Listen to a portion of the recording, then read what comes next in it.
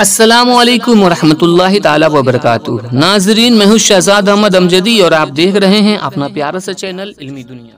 इस वीडियो में हम बात करने वाले हैं कि 2459+1 आल बिहार मदरसा शिक्षक संघ के तरफ से एक बहुत बड़ी खबर निकल के आ रही है कि मदरसा शिक्षकों के साथ न्याय करे राज्य सरकार मोहम्मद मुन्ना अली। जी हाँ, ये जो मदरसा शिक्षक संघ है उन्होंने राज्य सरकार से मांग की है, गुहार लगाया है कि जल्द से जल्द मदारिस को ग्रांट के जुमरे में शामिल कर लिया जाए, ताकि बहुत से शिक्षक जो फाका कशी के कगार पे हैं, जो भुखमरी के कगार पे हैं, उनको भुखमरी से निजात मिल सके।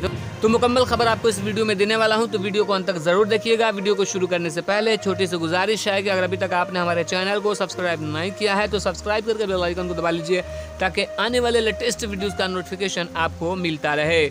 तो दोस्तों, आप अपने मोबाइल स्क्रीन पे देख सकते हैं, मदरसा शिक्षकों के साथ न्याय करे राज्य सरकार मोहम्मद मुन्ना अली। 2459+1 आल बिहार मदरसा शिक्षक संघ के प्रदेश अध्यक्ष मोहम्मद मुन्ना अली ने प्रेस विज्ञप्ति जारी कर कहा कि राज्य सरकार द्वारा 15 फरवरी 2011 को कैबिनेट में 2459+1 मदरसे को मंजूरी दिया गया था।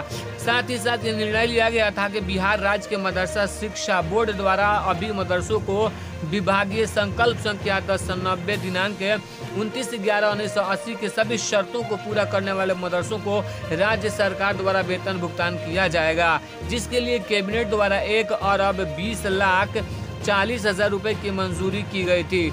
10 साल गुजर जाने के बाद भी अब तक सिर्फ 814 मदरसों को ही वेतन भुगतान किया जा रहा है। बाकी के 1646 के साथ साथ अतिरिक्त 339 मदरसा को 10 सालों से वेतन से वंचित रखा गया है, जो कि काफ़ी चिंता की विषय है। लगभग 1200 मदरसा सभी शर्तों को पूरा करने के बाद भी 10 सालों से मदरसा बोर्ड और सचिवालय शिक्षा विभाग ने धूल चाट रही और इन मदरसा शिक्षकों को परेशान किया जा रहा है। कभी LPC ट्रस्ट रशीद केवाला के नाम पर तो कभी कुछ के नाम पर। आगे उन्होंने कहा कि मदरसा शिक्षक पिछले 10 सालों से अपने मदरसे में बच्चों को शिक्षा दे रहे हैं और खुद शिक्षक के बच्चों से वंचित हैं। इसके वजह सिर्फ और सिर्फ मदरसा शिक्षकों का वेतन न मिलने के कारण उनके बाल बच्चे, बूढ़े माँ बाप, घर परिवार सब मुसीबत की घड़ी में गुजार रहे हैं। बहुत सारे शिक्षक जो है वो फाका कशी के शिकार हो रहे हैं।